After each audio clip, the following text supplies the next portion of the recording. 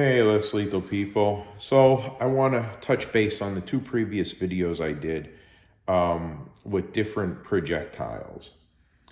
Some people on the internet are mistaken and they keep going around saying you don't need heavy rounds in your less lethal launcher. That is clearly not true. Number one, DK Spencer proved this in multiple videos where he shot things with lighter projectiles and then with heavier things like riot balls. The pans were severely more damaged with the heavier riot balls of 9.9 grams.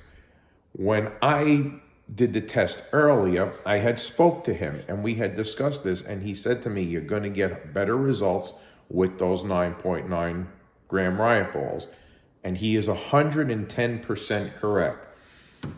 I took light ones and I took heavy ones. When I went outside, you saw with things that were 3 grams, such as the Duke Pepper rounds, such as the Burner Kinetics, I was getting low 40s, high 30s, 37 joules, 41 joules, things like that.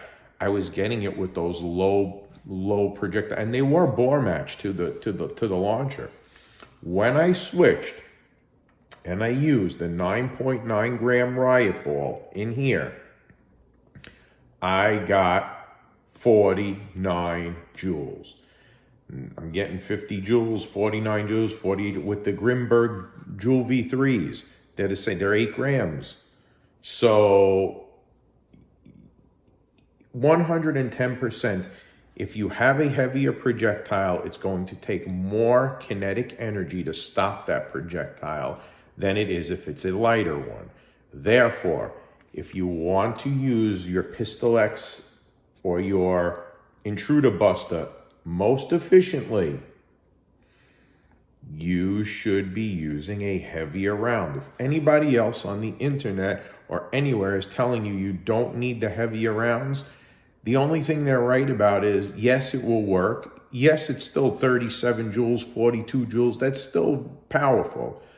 But if you're looking to make the most of it and you're wondering how we are getting these high numbers, we're using heavy projectiles that fit these launchers the right way. I'm telling you, the riot balls and the Joule V3s, even though those riot balls weren't as well bore matched for this, they still did perform better than the stuff that was, which I was surprised at. And DK said they would, and he was 100% right. So go out and get yourself some heavy rounds for this. If you can't afford the Grimberg ones, which I think they're well worth the money. You know me, I don't get paid by anybody. If I'm upset at something or I don't like something, I tell you, his Joule V3 rounds are very, very, very good.